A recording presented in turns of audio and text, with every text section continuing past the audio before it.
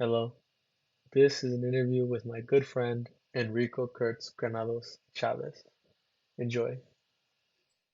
As a computer science major who's lived in various places worldwide, do you think traditional college education is still relevant in the rapidly evolving tech industry? Uh, yes, I do, but it is not the only way of doing it anymore. Mm, But it is still a very viable way of doing things. Just because there's more options doesn't mean that one option is not still like it's true. available, it's still progressible, still like good enough. Yeah. Well, I'm gonna preface this by saying Enrico here graduated from MIT computer science, top of his class, studied three different things, and then decided on computer science. But I guess a follow-up question is, if you were to do it all Mhm. over again and you didn't do MIT, how would you learn if it isn't if it wouldn't be the traditional way?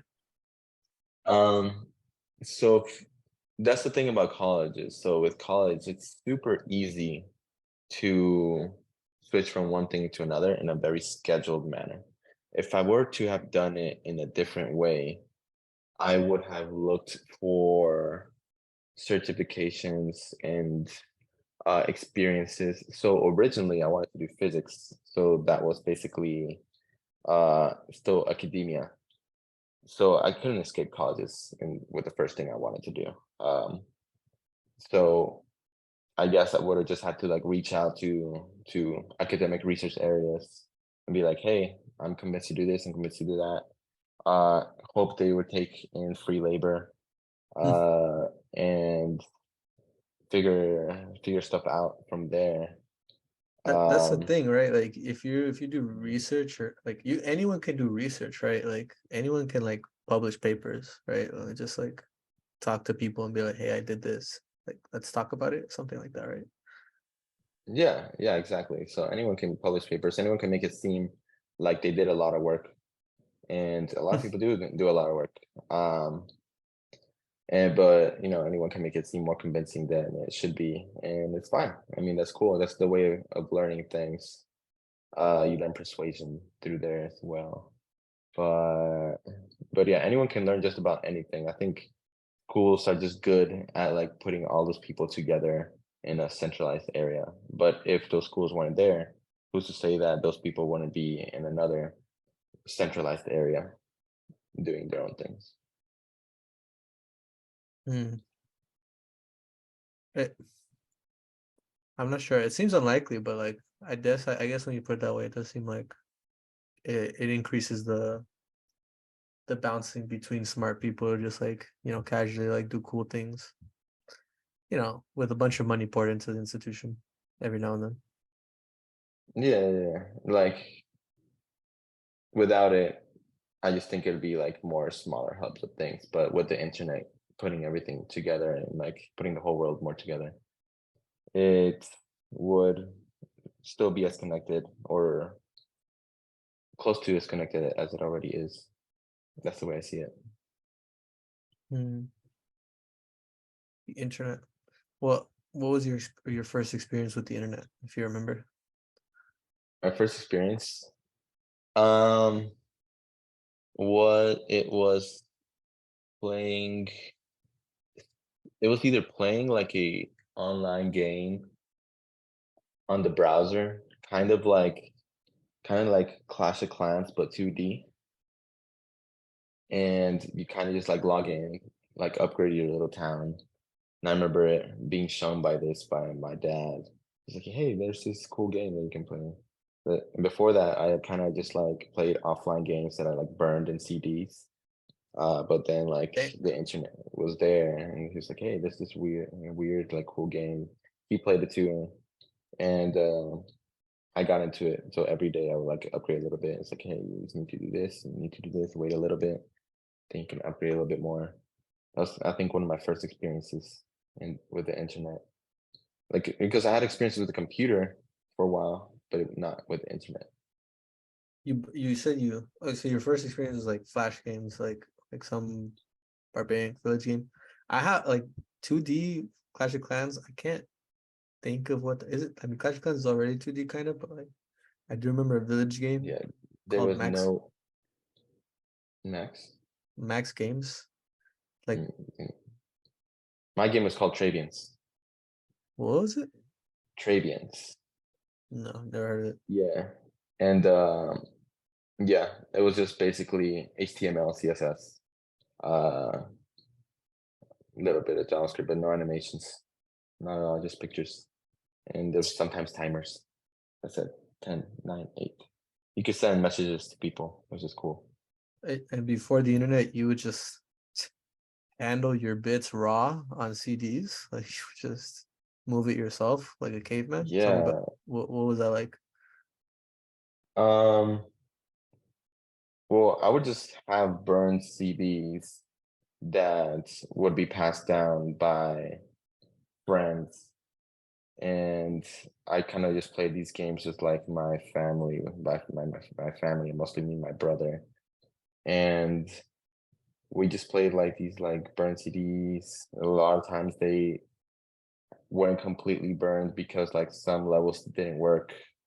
Uh, some things weren't right, but you know, it was still fun. Um, I remember we had to go to the store sometimes to like burn them, and we could always tell they were burned. We had to like mark it with like markers. This is this game. This is Worms 2. This is freaking Tetris or some shit. Um, and and we had a lot of fun with those games for sure. You still have them? Actually, huh? You still have them? You think? No, they got lost somewhere in Mexico whenever I moved to the United States. Oh, this was all in Mexico. Yeah, it's on Mexico. Interesting. Interesting. That I do have a question about that. That is an interesting question. I guess having experienced different cultures, which place had the most significant impact on shaping your worldview, and how did it influence your approach to life and work? Kind of related, but also a very deep question. Shaping my worldview. Yeah. So my worldview is always changing or has been changing for a while. I Mm, don't know if it'll change again. mm. So impacting my current worldview, I think that a lot of these places that are more recent have impacted it the most. However, obviously with the addition of all my history in my past. So I think the place that has impacted my worldview the most, I think it has to be New York, actually. I But New bet. York has kind of like wrapped up all the other experiences that I've had in a very nice way. Very complimentary. Yeah, How long have you been in New York? 2 years. 2 years and already has such a big Well, impact. the thing is, I haven't been in the same city continuously for more than 3 years. Jeez. So, Tell me, where have you there's that. lived? Born in San Diego, then immediately moved to El Paso for 5 years. Don't remember too much of it. Then I moved to Mexico for 5 years. Cuauhtemoc. So I guess I kind of lied. I guess that was 5 years. It was from kindergarten to fourth grade. You lied to Then me. but then from there, I went to Sweeney, Texas for a year. Clute, Texas for 2 years. No, Clute, Texas.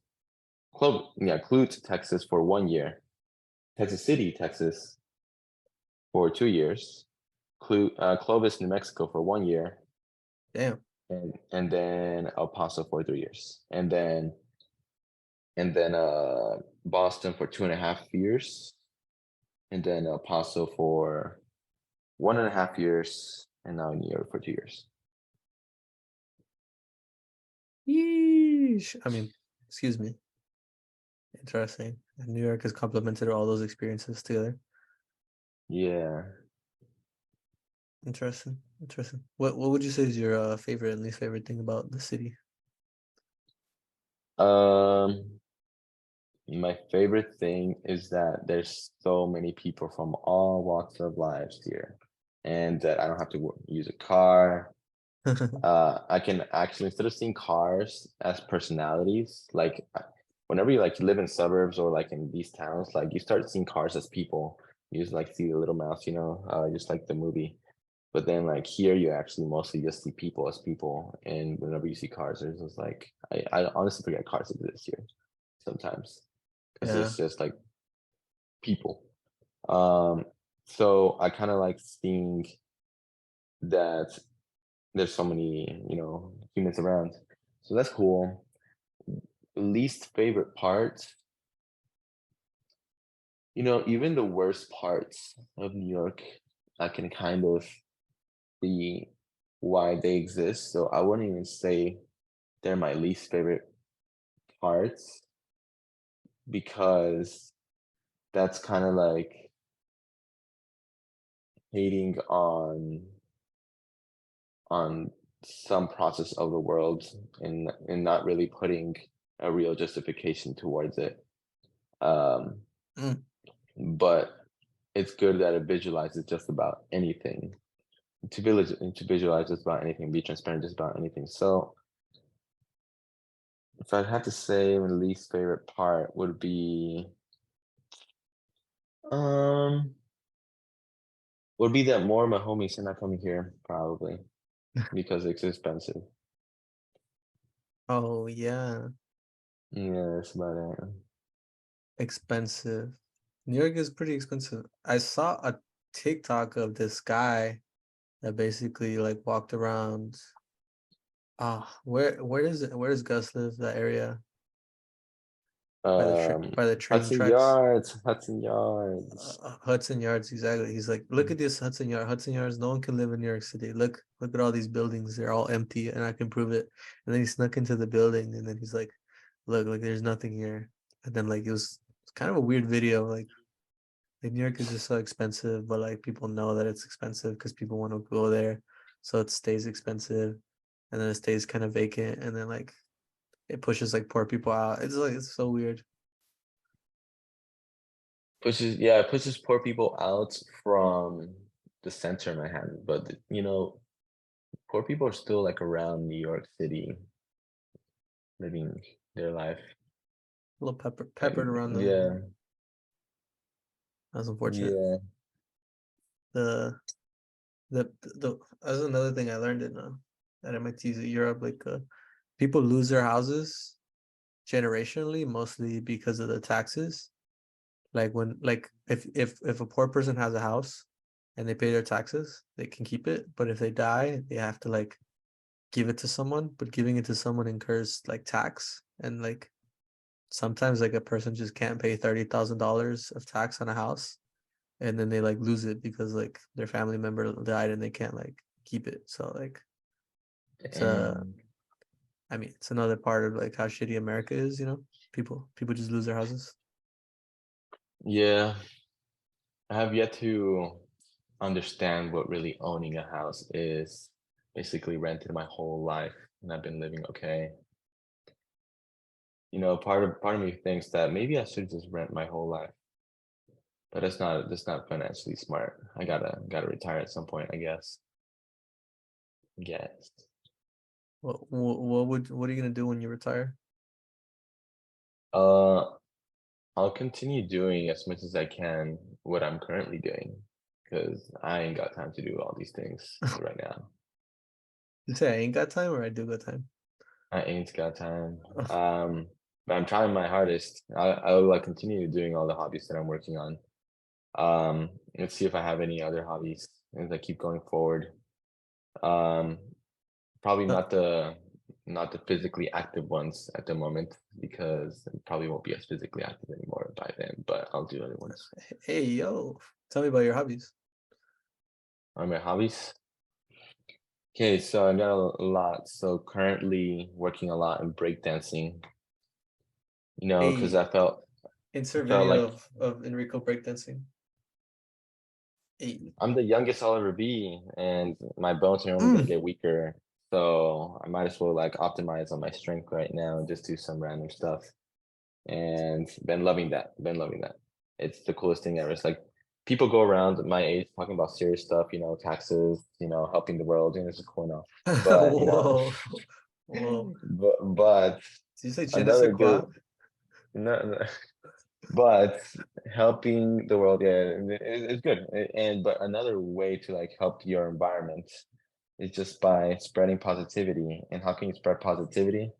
By not being so serious all the time, so just like, like walk around, like dance while you're walking, sing while you're walking, like don't intrude into people's like negative space too much unless they're okay with it, Mm, including their audio negative space.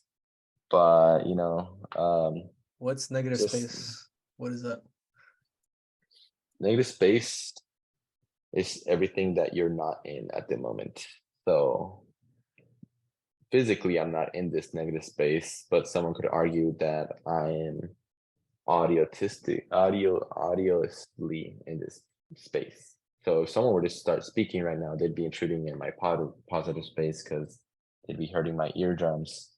So that's something they need to consider as a positive space as well. A lot of times we're okay with our eardrums being touched, but some people are more sensitive to that. How would you ask consent of someone to like vibrate their eardrums? Like at a certain point, like would it violate their consent to be seen by them?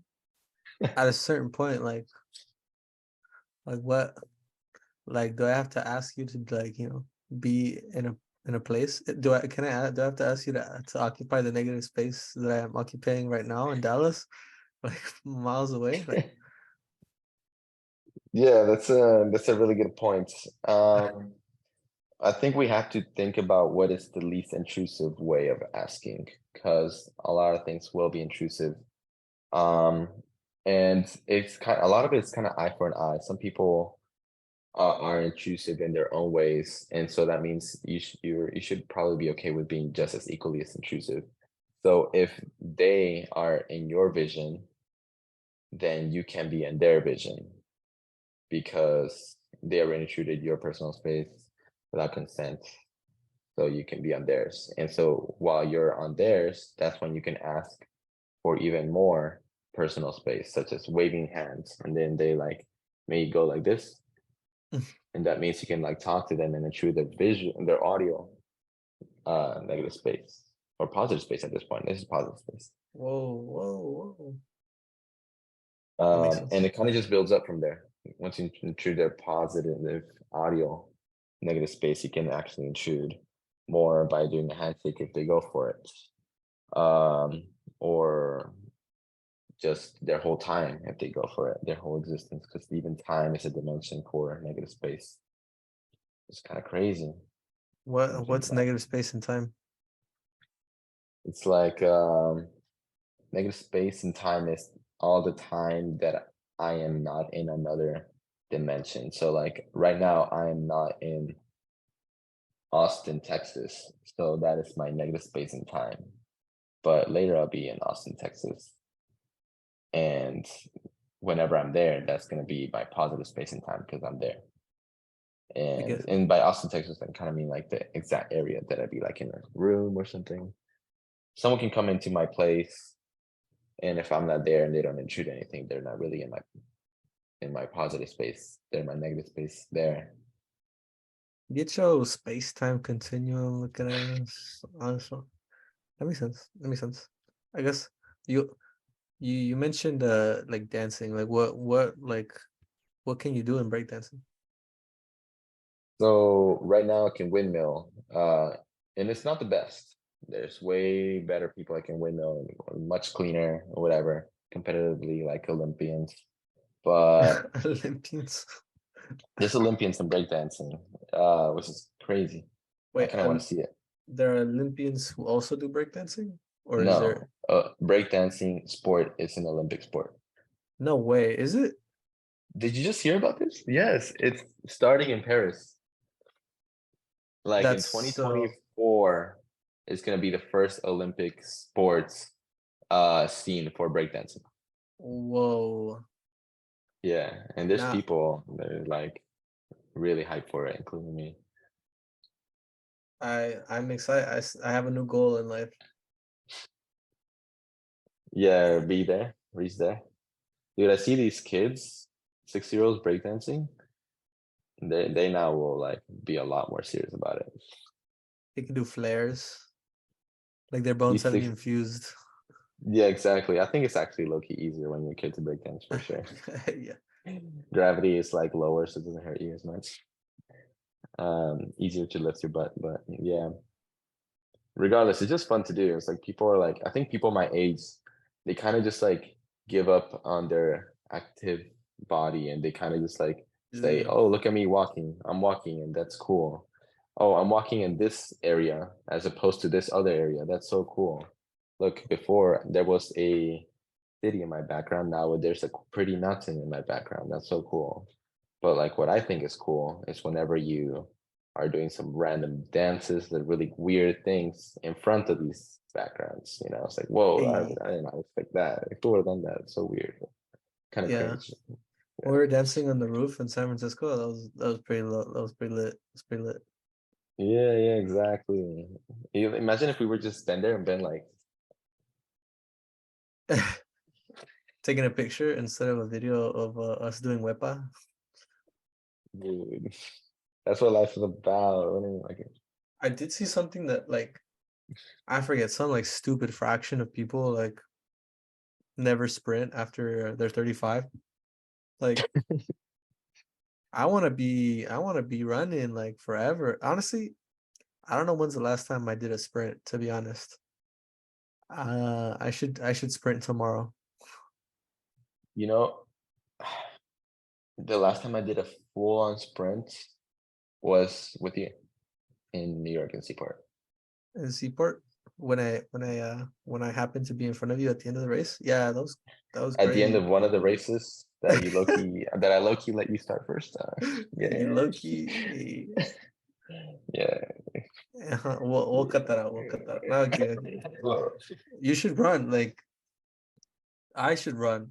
Honestly, I should probably look for a soccer game to play in. I don't know. Soccer's a little too cliche. You can't do it. You shouldn't do It's too mainstream. Yeah, everyone in the world's playing soccer. No. it. Yeah, it's not even right at this point. You know, actually, I met someone that says that they randomly like to sprint in the city, and I believe them. Just like, just like, fuck it, whatever. I don't care. I'm just gonna sprint through this place. It's like, whoa. I Um, would do it. I think it would be a lot more fun with a buddy though. do it. I guess like just doing random shit. You remember that time we were like at the Bank of America Plaza and then we were just like, hey, like let's climb this wall. And then we like spent like 30 minutes, 20 minutes like at this wall climbing it and then climbing back down. And then this lady was like, what are they doing? She gave you the I was looking at her like, what? Do something. Like, yeah, like do something, you like nice what lady. I we don't know. we intrude her into her visual positive space. That's what it was. Exactly. Like she kept on looking Without her like consent. at like what is the line of like, respecting someone versus like minding your own business, like That's true. Well, we don't know. Maybe there was an emotional part of her that was attached to that specific part of the wall. We just stepped on it and jumped over it. it's I Um, yeah, we didn't ask. We didn't ask. I sh I should have asked. I should have been like, you have a problem with this? Like what?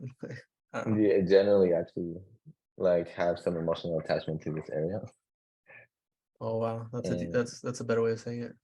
yeah, because like if it's like a legal thing or they just like care about the law or something, it's different than them having an emotional attachment. And it depends how it is attached. Like maybe she was being racist. It's like, damn, these Mexicans climbing the walls. I thought that's why I came to New York, so I don't see that. Yo. Enrico Moises and Shan Shan. Poor Shan Shan. I remember she couldn't climb the wall and we had to like basically Like pick her help up. her. Hey, but But she's a badass fool for trying. that makes sense. That brings me to my next question. What makes a person a down ass fool? Someone that genuinely considers doing something without immediately saying no to it. That someone that considers like the devil's advocate of not doing it and of doing it, but is mostly convinced of doing it, you know? What do you mean when you say devil's advocate? I hear you say it a lot of times, but I'm I like, love that word. That's just who I am. That's who I am. Basically, it means being a douchebag in an intellectual manner. you try to think of the best opposite opinion. Yeah, to anything anybody says. Like, what, but what about this? Not to play devil's advocate, but like how can you pick the most best opposite opinion? Isn't there like a multitude of opposite opinions? Sure, but you just do one that is, I think the best one is the best one that you can come up with within a certain time frame. Because even the best objective one Mm, won't actually be the best if it's not a quick response. mm. You said the devil's in the details. You said the devil is alive inside your gut reaction, and you should trust your gut reaction to say the worst thing possible. To consider it. It's interesting. Ah, interesting. What's the worst thing you can think of right now? I'm kidding. Don't ask that. I'm kidding. Bro, that's crazy. I already thought about it. What we're talking about? We're talking about your hobbies. Other than dancing, you also do calisthenics, right? Yeah, that's really cool. Kind of just like seeing my like ability to warp the space that I'm in Mm, slowly, like upgrading it in the space that I can be in slowly. Like kind of achieving a new way to use something. So like for the front lever, for example, I see a pole. Before it was just a pole that I can hang vertically, but now it's a pole that I can hang horizontally, and I can use different space that way. Um, use and I this negative can space. now and I can now enjoy the world and see it in a different way that way. I can make new jokes that way. I can just and still like feel like healthy while doing it type of thing this way. Um, Best so of it's kind of cool. Yeah. So I kind of see calisthenics and breakdancing as kind of like very complementary, actually. Um, oh yeah. yeah, calisthenics is kind of like a way to use space, but in a stationary way. And breakdancing is a way to use space in a dynamic way. They both require basically just as much dedication. Uh, and they're both cool in their own respective times and ways. Does calisthenics have to Uh, be static? Like, does a pull-up static? it doesn't have to be static, but it's definitely controlled and slow in many ways, Mm-hmm. most I of the agree. time. So that's kind of like the soft barrier of difference. Yeah. You need an insanely good core for either. No, no, you don't. You don't. Yeah, so the front lever, you don't need a good core. You need a good lats. This muscle right here. If you can do this, you already have enough core to do the ab part of the front lever. Mm.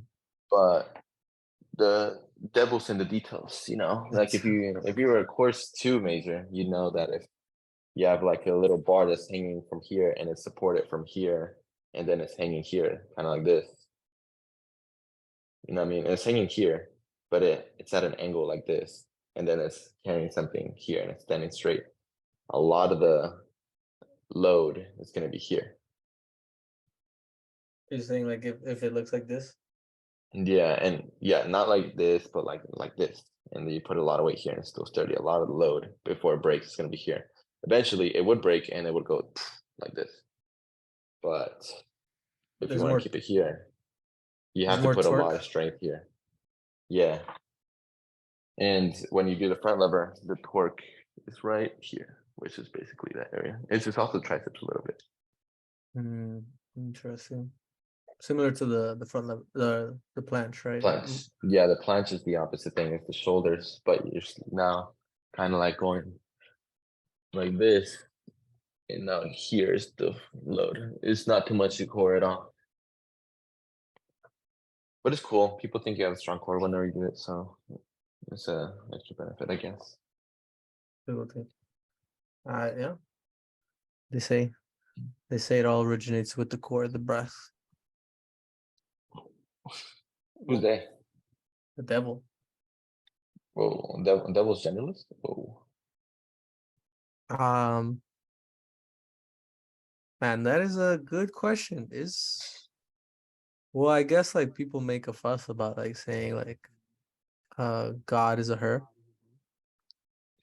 Like the devil, like she's a crazy one, you know. She's an advocate of some sort. She's a kinky one for sure. Yeah, I would say so. I would say so. I guess Yeah. which brings me to my next question. What advice would you give to your younger self? To my younger self, Yeah, to all the young Enricos out there watching.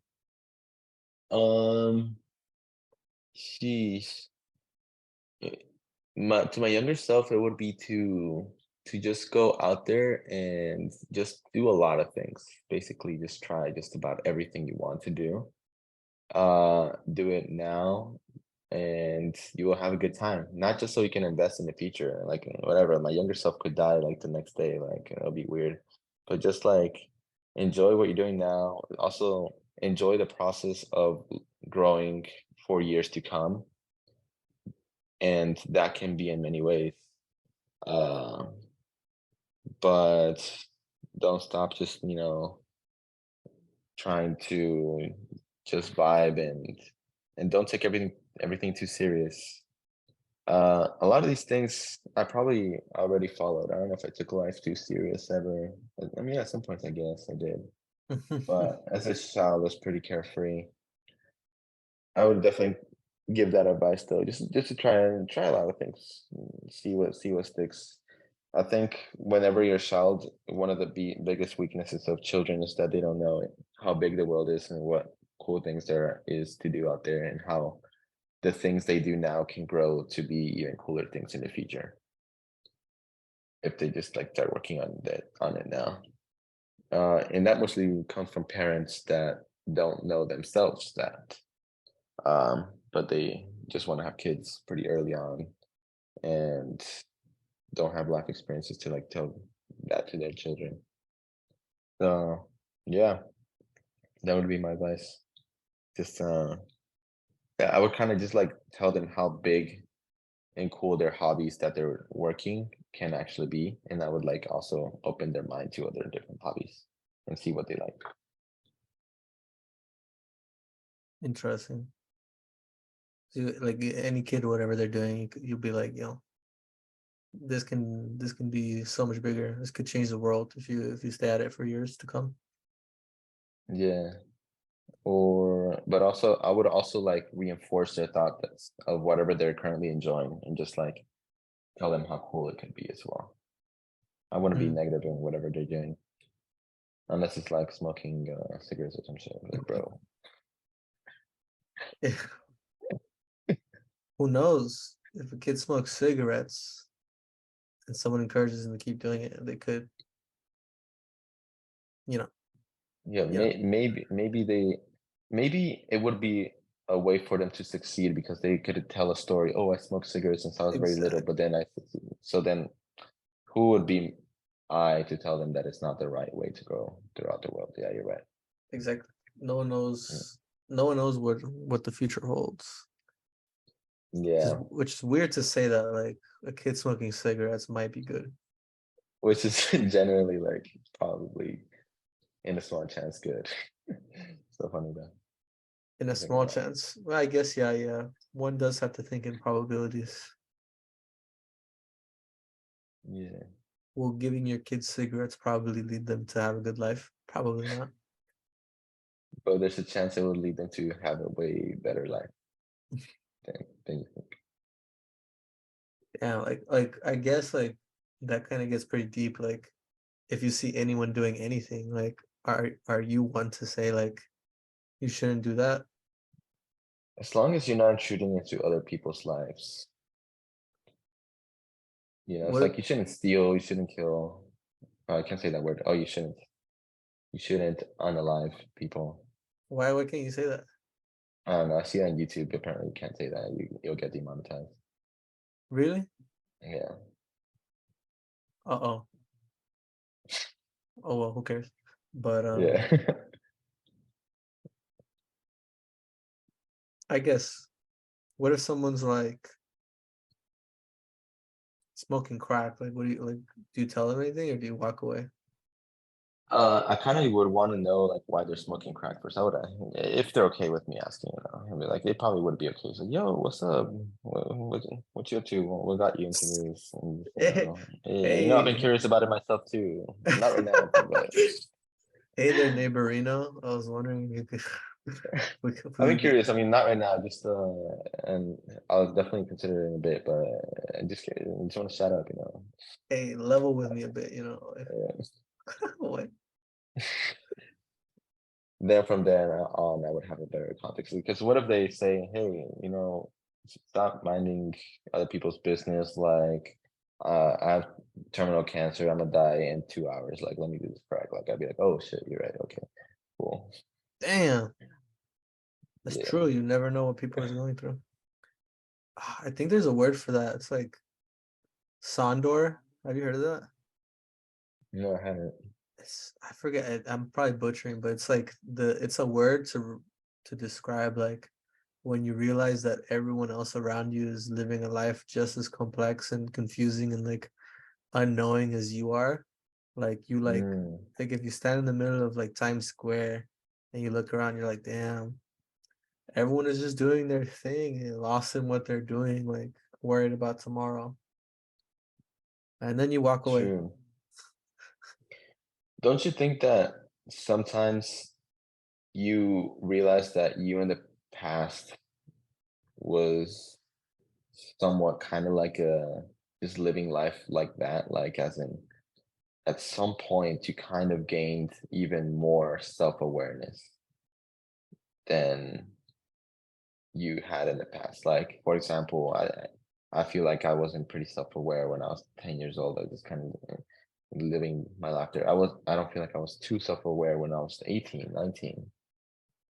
Um, you slowly feel like I've been feeling more complex over the years. And maybe everyone kind of feels that way too, in some way. Eesh, man. I mean, yeah, I do definitely remember the days where like all I would think about is like middle school. Like, oh man, I have to like do this worksheet of math front and back. Oh man, I have to read this chapter. And life was so local. Now like I'm like, oh wow, like these people have like whole lives, you know, these like they probably went through this, they probably are thinking this, like I hope they're good. Like, oh, I have these so many more friends, so many like I guess like I read the news now, I guess, which is like weird because you're like, damn, like people on that side of the world must have it rough. And then you're like, fuck, I can't do anything. Let me keep worrying about this math sheet I have to do. I don't know. Hmm.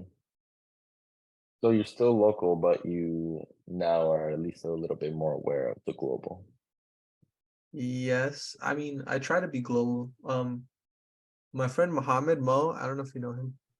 He told No, that. me he reads a lot of like Malcolm X. And like he said that like one thing that stick with me is like you can tell within 2 minutes of talking to someone whether they're thinking locally or globally. Mm, I mean, interesting. That's a really good quote. Would you say most of the time you're thinking locally or globally? most of the time locally, like, man, I need to eat. and then I go find something to eat, and that's all I think about for like 20 minutes. Yeah, I guess you're right. But what about when you're meeting new people?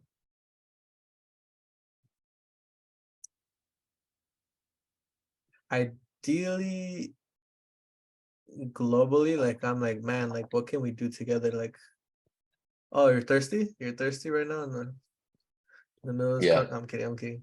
I'm like, what can we do to like change the world? Yes.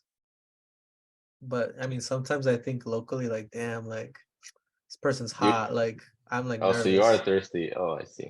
You Yeah, think like locally like this. some things do distract me from thinking globally. Like, damn, this person's attractive. Like, I need to think straight. What are we gonna talk about?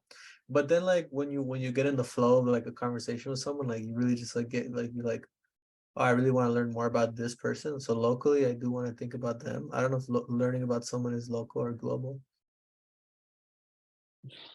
I think it's local for sure. Um, I think in the way I approach people is, I think globally, mostly by the time that I'm meeting them, and then slowly I become more local. And then hopefully throughout time, if they're a cool friend, we can start getting more global in our conversations. Interesting. How so you start off global, then you once you get more comfortable, it's local. Then like you Yeah. like So I start off global in my own perspective. yeah. Like, but whenever I approach him, it's more local, test out the waters, whatever. How's your name? Where you You see this who devil do you know snake his here? face. What brings you here? Do you think the color purple is cool? And then by asking these dumb questions, like, do you think the color purple is cool? I get to see if their mind is like local or global by seeing how they react to those dumb questions. Uh So from there, I get to realize if it's just gonna be a local conversation about like the situation, or by global, it's like I think global means you can just shift the topic to many things like pretty fast and not really care much about what's going on. and And oh, interesting. I think global in the sense like Malcolm X was talking about was like how can you help as many people in the world at once or something. So when you said that, I'm like, how do you answer like, do you like the color purple in a global way? Like, do you dismiss it and be like, no, let's talk about like the issues at hand, or do you be like, man, I love Grimace or something? no, I mean I would see it as like, oh, I love the color purple. It is what I wear every day, and I grew up with it as like local. But as a global question, it would be like, oh yeah, the color purple's cool. It is. Uh, and then you start thinking about like maybe like why did you ask such dumb question, and you like say something like that. It's like, why are you asking this question? Or uh they are curious about knowing my favorite color after, or if I like a color. Um, and then from there expanding to more things from there, I think. Sure. How on the scale from like 1 to 10, like 1 is very local, 10 is very global. How would you rate this conversation that we had so far? Um, I would say that it is probably a 5 to 6. And I'm mostly skewing towards global because of the conversations that we talked about, like, oh, is it even good? to even judge people for what they're doing, type of thing. I think that was mostly like the most global part that we had. Interesting. Yeah, those conversations are like the ones that like lead to answers that will eventually help out other people, or like not really help out other people, but shape other conversations in the future. So like a local conversation is mostly going to like shape us in just the way Well, in which we perceive each other, but a global conversation is going to help shape other people in some way, either good or bad, that's weird through because the avalanche of bits. you're like breaking the fourth wall, kind of like this person watching right here, whoever this is, like there somewhere, like they're listening to this because you're speaking globally, not even globally, just like throughout time and space in a different dimension, taking up negative space. You know what I'm saying? Yeah. Yeah. Not So, but it's like if we just spoke about all of our time in Zed and how cool it was, then there's a lower chance that that conversation might impact the way in which the viewer sees many other interactions, even though there's a chance that they could be impacted from it, as opposed to like talking more about the conversations about how we interact with people, like actually, and not just about how we feel. It just depends on yeah, how the viewers also perceives the information that they're bringing. yeah. They say the smartest people in the world are the ones highly attuned to empathy. Like if you can imagine what someone else's life is like what they live in, like what they struggle in, like they say you're on the smarter end of things. So people who judge people all the time, they're smart. I I think the opposite, right? People who have Uh, prejudice are probably considered quote unquote unsmart. um, Which I think I would agree, right? people who jump into conclusions, I guess. Yeah.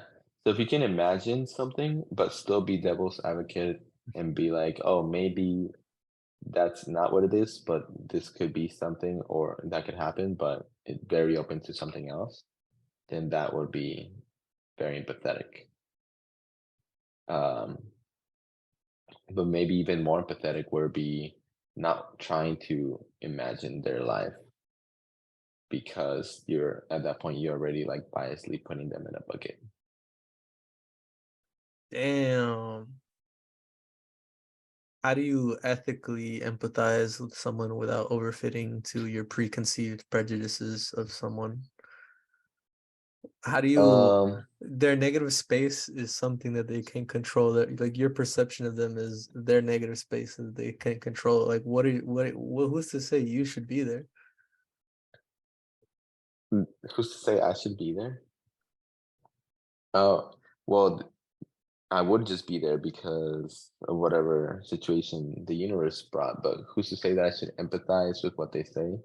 I think I don't think I should ever say that I empathize, but I should say something that I think might be tangential if they're okay with me saying it, and Mm, they can approve of that feeling if they want to themselves, without themselves judging how I experience that. But at interesting. least knowing that I experienced something that had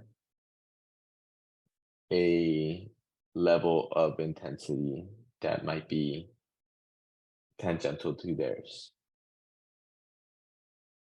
So if I were to summarize how you live life, Enrico, you think globally and you like to dance and you like to not take this global view of the world too seriously to soften your relationship with it. And when you see someone, you try to relate to them, but dance to their negative What? space.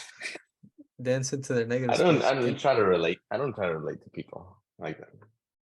Okay. Uh, But I guess scratch that part. I guess once you dance, this perception of them, see, you speak globally with them, yeah, and you I try to wouldn't get want to them to dance too dance. much, so I don't get too much into their like, so I Personal don't get them space. too uncomfortable. Yeah, you have to like kind of see the waters, like jiggle a little bit, and see like how they're reacting. But you also have to care about yourself a little bit. So I if you get feel like jiggy. really doing that, yeah. Once you see them like also kind of move a little bit because you're moving, then you do a little more, and that could be Interesting. cool. Interesting. I think we're getting close on time, so I'll ask you one closing question. What are 3 movies you would recommend people watch? That like Movies. yeah, Um, or books. 3 books or 3 movies. okay. Well, I liked a book is A Boy in Striped Pajamas.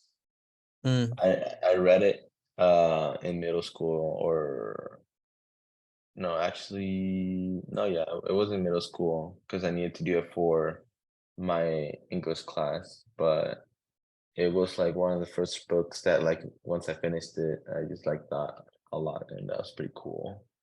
Um I've read other books, but that book for some reason had a good impact on me. mhm. Um I would recommend the movie Puss in Boots 2 for sure. You've watched it, right? I haven't actually. That's one of the best movies ever. I would recommend.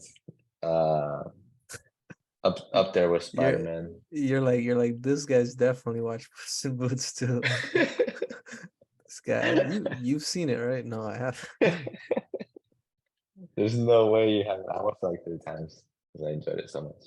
When did it And come then I out? watched this year. Oh, okay. I I need think to like see it. February. Yeah.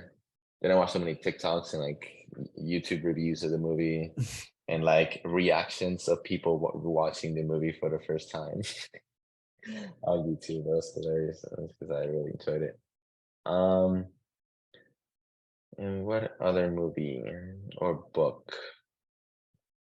Mm, I want to say video game. I think people should play Super Smash Bros. Yeah, or at least learn about it. Is there only one version that you recommend? The Switch version, the newest one. New Switch version. Okay. So you said The Boy in the Striped Pajamas to read, and you said Puss in Boots 2 to Yeah, watch, yeah, yeah. And and you Super said Smash Bros. With friends, with with friends. with other people, not by yourself. Honestly, I've never played Mario with a Luigi. Like, like I've only ever played Super Mario with like single. Oh well, this is Super Smash Bros. Not Super Mario. It's the one in which a lot of Oh people my, like I fight had each other. this I had the silliest perception just now. You're right. It's the one that a lot of people fight each other. So silly. We'll cut that out. Anyways, yes. Yeah, that makes sense. Cool. All right. I think that's it.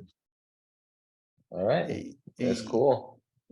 Let's go. hey. Hey, we got this back. Like and subscribe. Hey. Whoa. Hey, whoa. You see this swag?